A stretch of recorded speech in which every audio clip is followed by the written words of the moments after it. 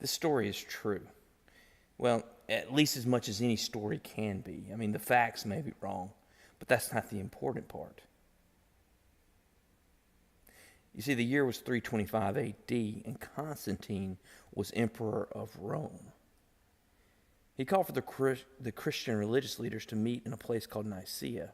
They were to discuss and come to an agreement on certain core doctrines. You see, at the time there was a heresy that challenged the divinity of Jesus.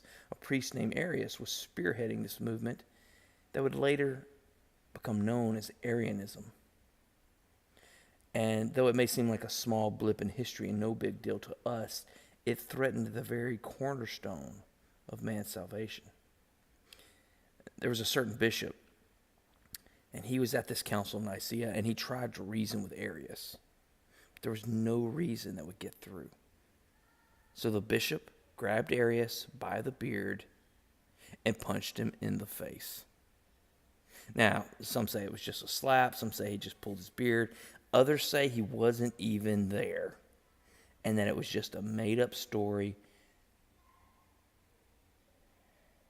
And you know, by our standards of tolerance, this might seem harsh. But the guy wasn't trying to be a bully. Because before Constantine was emperor of Rome, there was this emperor named Diocletian. And Emperor Diocletian led the largest Christian persecution the world had ever known. Our punch-happy bishop that I mentioned earlier, he was one of the ones thrown into prison, tortured for his faith. But he refused to renounce our Savior.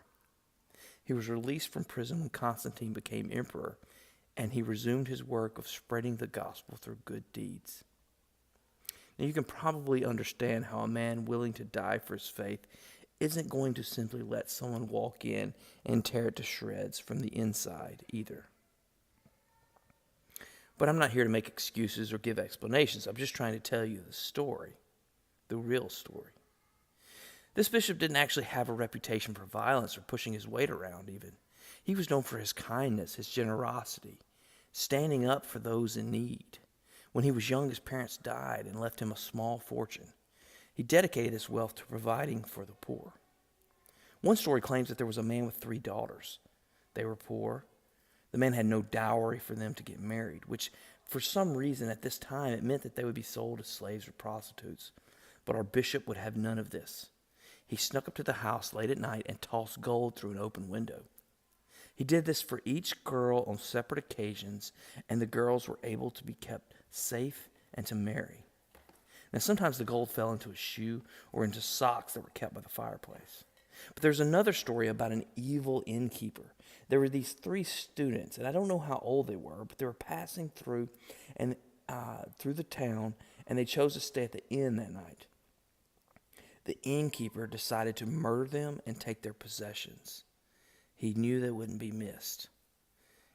He placed their dead bodies in large pickling jars. Well, it just so happens that our bishop was traveling through the same town that night and had a dream about the 3 students. He found them and broke the jars open. They were miraculously revived, and the evil innkeeper was stopped. Now, I'm not sure what the bishop did to the innkeeper, but since he was no stranger to using his fists when needed, I'd say that innkeeper got what he deserved. So what does this have to do with Santa Claus? Well, you've probably figured that out already. This bishop that defended the faith, gave his riches to the poor, and went to dark places to rescue those in need, his name was Nicholas. And he would later be canonized and come to be known as Saint Nicholas, or Saint Nick to us. Now the Dutch would call him Sinterklaas. His feast day is on December 6th, which was the original day of giving gifts, but Martin Luther would move the day to December 25th to place more emphasis on Jesus. And the Christkind would become the gift giver in many parts of the world. This Christkind or Christkindl or Christkindl would later become pronounced Kris Kringle. And here we are. A blessed mix of legend, language, and tradition.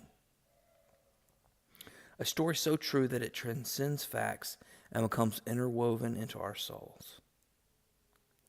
So just remember, when people say Christmas is a pagan holiday or that Santa Claus is some myth told to keep kids in line, you can tell them the story of St. Nicholas, the real story. You tell them, yes, Virginia, there is a Santa Claus. And if they still won't listen, just ask yourself, what would St. Nick do? And punch that heretic in the face. Just kidding. Don't punch anyone. Unless they really deserve it. The end.